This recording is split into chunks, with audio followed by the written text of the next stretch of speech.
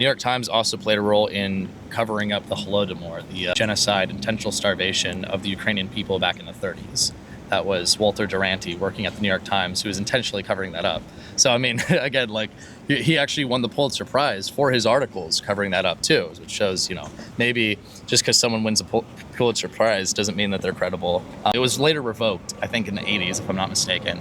But, you're going to find this everywhere, really. Some cases more extreme than others. Like I would say there's a lot of extreme cases with the New York Times, especially. That's why a lot of even far leftists hate the New York Times because of their beating of the war drums.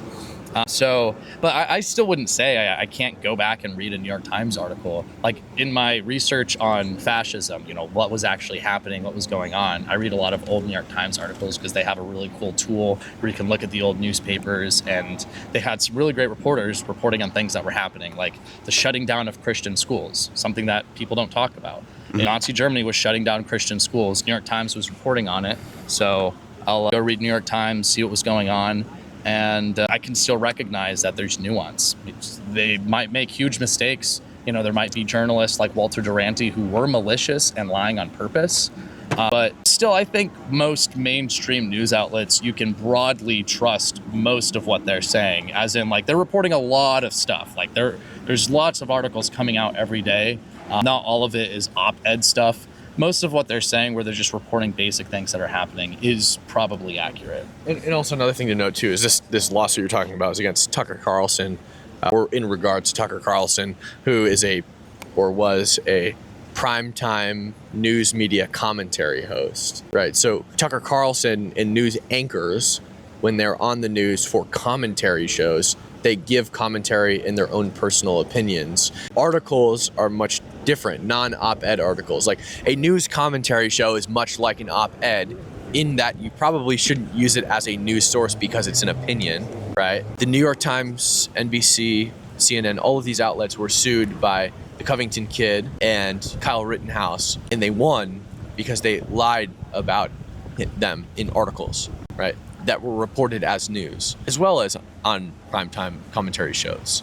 So I think there's a little bit of a difference there. And sure, Fox News might not always get it right, and I'm not going to say that they do.